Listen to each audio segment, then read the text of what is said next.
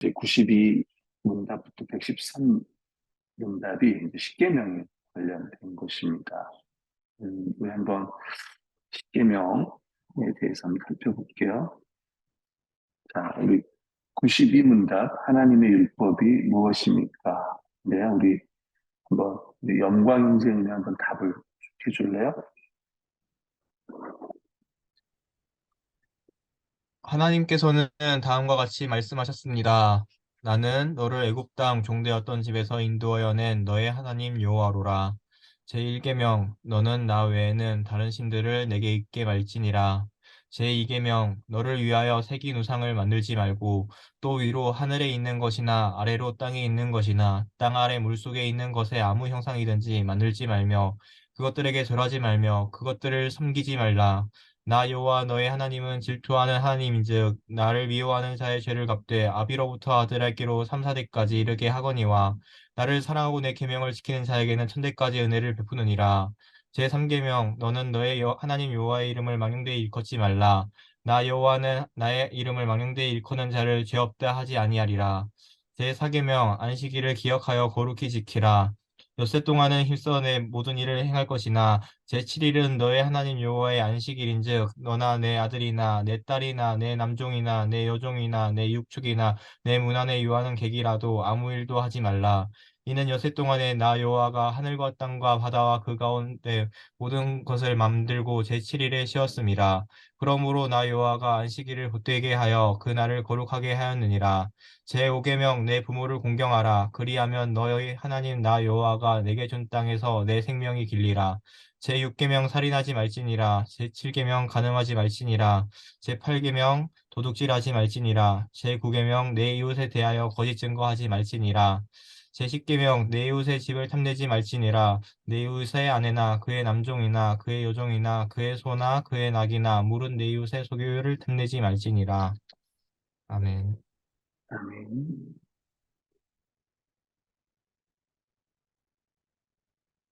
네. 어, 우리가 한번 그 지금 십계명에 쭉 살폈는데요. 출애굽기 20장 1절, 2절이 이 십계명의 서문이라고도 볼 수 있습니다. 하나님이 모든 말씀으로 말씀하여 이르시되 나는 너를 애굽 땅 종 되었던 집에서 인도하여 낸 내 하나님 여호와니라. 칼빈은 이 서원의 말씀으로 하나님은 우리의 마음을 순종하도록 준비시킨다 이렇게 말씀한 거야. 무슨 말이냐면 자칫 이제 이 율법 십계명이다 보니까 어떤 사람들은 이 십계명을 지켜야 이제 구원받는다고 생각할 수 있는데 이 서원에서 말하는 것은 하나님이 너를 이스라엘 백성을 출애굽해서 구원하였다. 이제 구원받은 백성에게 준 것이 십계명이라는 거예요. 구원받은 백성으로서 마땅히 이제 가나안 땅에서 어떻게 살아야 되는지를 말씀하신 겁니다. 이 콜이라는 분은 율법은 그 시초서부터 아주 확고히 은혜의 맥락 안에 근거하고 있는 것이다. 하나님께서 은혜를 베푸셔서 이스라엘 백성을 애굽 땅에서 구원하셔서 이걸 주시는 거라는 거예요. 이승우 교수님 같은 경우도 이 계명들은 이미 주께서 우리를 구원하신 것에 근거해서 이미 구원함을 받은 백성들의 삶의 규범으로 주신 것이다. 다시 이야기하면 구원받은 자로서의 마땅한 감사의 표현으로서 이 십계명의 말씀들을 지키는 거라는 거예요. 에베소 2장 10절 보면 우리는 그가 만드신 바라 그리스도 예수 안에서 선한 일을 위하여 지으심을 받은 자니 이는 하나님이 전에 예비하사 우리를 그 가운데 행하게 하려 하십니다. 우리가 죄 가운데 있을 때는 선을 행하지 못했지만 이제 구원받은 자로서 세상적 백성으로서 선한 일을 할 수 있는데 그 선한 것이 무엇이냐 율법이 그것을 가리키고 있다는 거예요. 우리 로마서 말씀에 보면 어, 계명은 선하고 의롭다, 거룩하고 의롭다라는 말씀 있잖아요. 로마서 12장 1, 2절에도 보면 2절에 보면 너희는 이 세대를 본받지 말고 오직 마음이 새롭게 함으로 변화를 받아 하나님은 선하시고 기뻐하시고 온전하신 뜻이 무엇인지 분별하도록 하라. 착하고 기뻐하시고 선하신 뜻이 이 율법, 특히 십계명에 기록이 되어 있습니다. 93문은 이 10계명이 어떻게 나뉩니까? 답은 두 부분으로 나뉩니다. 처음 부분은 하나님에 대한 우리의 태도를 가르치고, 둘째 부분은 이웃에 대한 우리의 의무를 가르칩니다. 10계명은 두 가지 계명이죠. 1에서부터 4계명은 하나님께 대한 사랑, 5에서 10계명은 이웃에 대한 사랑입니다. 그래서 예수님께서 마태복음 22장 37절에서 40절을 보면 계속해서 이르시되 내 마음을 다하고 목숨을 다하고 뜻을 다하여 주 너의 하나님을 사랑하라 하셨으니 이것이 크고 첫째 되는 계명이며 둘째도 그와 같으니 내 이웃을 내 자신과 같이 사랑하라 하셨으니 이 두 계명은 온 율법과 선지자의 강령이라. 결국 10계명의 본질은 사랑임을 말씀하고 있습니다. 94 문답에서 제1계명에서 하나님께서 요구하시는 것은 무엇입니까? 우리 한번 이촌 형제님께서 한번 답을 주시겠습니다. 내 영혼의 구원과 복이 매우 귀한 것이기 때문에 나는 온갖 우상 숭배, 마술과 점치는 일과 미신, 성인이나 다른 피조물에게 기도하는 것을 피하고 멀리해야 합니다. 더 나아가 유일하고 참되신 하나님을 바르게 알고 그분만을 신뢰해야 하며 모든 겸손과 인내로 그분에게만 복종하고 모든 좋은 것들을 오직 그분에게서만 기대하며 마음을 다하여 그분을 사랑하고 경외하며 그분만 섬겨야 합니다. 그러함으로 지극히 작은 일이라도 하나님의 뜻을 거슬러 행하기보다는 오히려 모든 피조물을 포기합니다. 아멘. 제1계명은 예배의 대상에 대한 계명입니다. 우리가 예배할 대상은 하나님 한 분입니다. 나 외에 다른 신을 옆에 두지 말라는 말씀인데, 어, 1계명은 사람이 다른 어떤 것보다 하나님을 더 사랑해야 한다는 마음의 문제에 집중하고 있는 거예요. 사실은 이제 이 1계명을 지켜야 다른 계명도 지킬 수가 있습니다. 그러니까 주기도문도 마찬가지로 하나님의 영광을 구하는 자가 일용할 양식도 죄 용서도 구할 수 있는 거예요. 그래서 순서가 중요합니다. 그러니까 1에서부터 10계명이 다 중요하겠지만 가장 중요한 계명은 1계명입니다. 나 외에 다른 신을 섬기지 말라는 말. 하나님은 어떤 분이냐면 이제 앞에 살폈던 것처럼 우리를 구원하신 분입니다. 그래서 하나님은 이제 우리가 하나님 백성으로서 하나님만을 섬겨야 되는 거예요. 그럴 때 인간이 가장 복된 삶을 살 수 있는 겁니다. 안식을 누릴 수 있는 거죠. 특가 하일데베르크 그 요리 문답 책에 보면 제1계명은 하나님과 다른 신을 섬기는 문제를 다루고 있는 거예요. 여러분, 그래서 하나님 말고 다른 신이 있느냐? 없어요. 여러분, 뭐, 다른 나라에도 우상이 많이 있다고 합니다.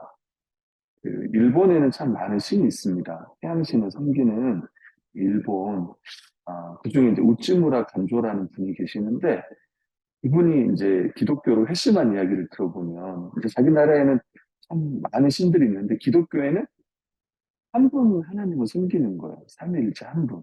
그래서 자기가, 이제 기독교로 이렇게 회심했다는 이야기가 있습니다. 여호수아 24장 15절 보면 이제 여호수아가 이스라엘 백성들 가나안 땅에서 했던 말인데 만일 여호와를 섬기는 것이 너희에게 좋지 않게 보이거든 너희 조상들이 강 저쪽에 섬기던 신들이든지 또는 너희가 거주하는 땅에 있는 아모리 족속 이 가나안의 신들이든지 너희가 섬길 자를 오늘날 택하라 오직 나와 내 집은 여호와만을 섬기겠노라 하니 그러니까 이제 여호수아, 갈렙, 하나님의 약속을 믿고 가나안 땅에 들어갔던 분들은 나와 내 집은 오직 여호와만을 섬기겠다. 하나님만을 예배하겠다. 근데 실제로 이제 이스라엘 백성들이 이제 배교의 길을 걷고 우상 숭배의 길을 걷습니다. 시편에서는 시편 106편 13절에서는 그러나 그들은 그가 행한 일, 하나님 행하신 일들을 곧 잊어버리며 그의 가르침을 기다리지 아니했다고 성경은 말씀하고 있는 거예요. 오늘날에도 우리 교회를 다니지만 우리도 우리가 하나님을 섬긴다고 하지만 우리 마음 가운데 다른 것들을 섬길 수가 있는 거야. 먼저 그 부분들을 살펴보고, 그래서 중요한 것은 이 기도회 하는 이 시간에 다시 한번 하나님의 말씀을 듣고 또 하나님께서 행하신 일들을 기억하는 거죠. 95문답 보면 우상 숭배란 무엇입니까? 답을 우리 선생님 제가 한번 해주시겠어요? 우상숭배란 말씀으로 자신을 계시하신 유일하고 참되신 하나님 대신 혹은 하나님과 나란히 다른 어떤 것을 신뢰하거나 보완하여 소유하는 것입니다. 음, 네. 그게 뭔지 한번 좀 살펴보겠습니다. 우상이란 어, 하나님보다 더 생각하고 의지하는 것을, 의지하고 생각하는 것을 말하는 것입니다. 틴켈러라는 이제 목사님인데 이런 말 했어요. 우상이란 무엇인가? 무엇이든 당신에게 하나님보다 더 중요한 것이다. 무엇이든 하나님보다 더 크게 당신 마음과 생각을 차지하는 것이다. 그래서 우리가 날마다 무엇을 생각하고 있는지 그것을 보면 그게 내 우상이 뭔지 아는 거예요. 하나님만이 줄 수 있는 것을 다른 데서 얻으려 한다면 그게 우상이다. 뭐 기쁨이나 만족이나 무엇이든 워낙 당신 삶의 중심이자 필수여서 그것 없이는 살아갈 가치를 별로 느끼지 못한다면 그게 바로 가짜 신이다. 우상은 마음을 지배함으로 당신은 더 생각할 것도 없이 열정과 에너지, 돈과 정서적 자원을 다분히 거기에 쏟을 수 있다. 가정과 자녀, 직업, 돈벌이, 성취, 평론가의 호평, 체면, 사회적 지위가 다 우상이 될 수가 있다.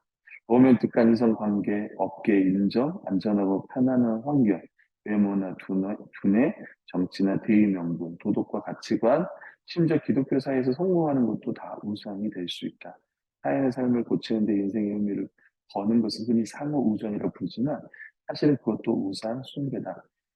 무엇이든 당신이 그것을 보며 마음 깊은 곳에서 이렇게 말한다면 우상 숭배다. 저것만 있으면 내 삶이 의미 있어질 거야.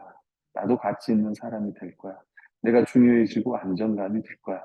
이런 관계를 여러 가지로 표현할 수 있지만 가장 적합한 말은 숭배일 것이다. 워십일 것이다. 여러분 어떻습니까? 실제로 오늘날에는 어떤 형상을 만들어서 섬기는 건 아닙니다. 그럼에도 불구하고 우리 마음속에 지금 있다면 그게 하나의 우상이 될 수 있는 거예요. 고르뎀이라는 신학자도 그렇게 말했습니다. 우리가 신들이라고 부르지 않지만 하나님보다 더 가치 있게 여기고 더 사랑하고 더 섬기고 더 신뢰하는 것, 더 생각하는 것, 더 우리가 힘쓰는 것, 그것이 우상이라는 거예요. 칼빈이라는 분도 우리 마음은 우상 공장이다. 우리 마음 가운데 이런 많은 이제 것들이 있는 거예요. 오늘날 이 시대의 우상은 이제 여러 가지 있겠죠. 그 중에 제일 큰 건 돈입니다. 돈. 그리고 로맨스도 거기에 들어가는 거고 성공도 거기에 들어갈 수 있죠. 골로새 3장 5절 말씀 그러므로 땅에 있는 지체를 죽이라 곧 음란과 부정과 사욕과 악한 정욕과 탐심이니 탐심은 우상 숭배입니다. 그래서 오늘날 가장 많은 이제 사람들이 생각하는 그 욕심이 결국은 이제 돈과 많이 결부가 되어 있습니다. 성경은 돈과 하나님을 겸하여 섬길 수 없다라고 성경은 말씀하고 있습니다. 그래서 다시 한번 우리의 유일한 예배의 대상, 우리 사랑의 대상, 우리 기도의 대상이 누구인가? 바로 그분이 하나님 아버지, 우리 위해 이 땅에 예수 그리스도를 보내신 하나님이시라는 것을 다시 한번 기억하고 그뿐만 아니라 이 일계명은 결국 누구로 성취되었냐면 예수 그리스도가 정말 마음을 다해 하나님을 사랑하고 그분의 뜻에 순종했습니다. 그리고 이제 교회가 하나님만을 예배하고 또 하나님을 예배하는 것을 가장 기뻐하는 공동체가 된 거예요. 이제 교회로 또 성취가 된 거죠. 그래서 다시 한번 우리는 일계명을 지킬 수 없다가 아니라 구원받은 자에게 준 일계명이잖아요. 그래서 다시 한번 혹시 내 마음이 하나님이 아닌 다른 것에 내 마음이 빼앗겼다면 다시 한번 우리가 주님을 더 바라볼 수 있는 하나님만을 예배할 수 있는 또 저희들이 되기를 원합니다.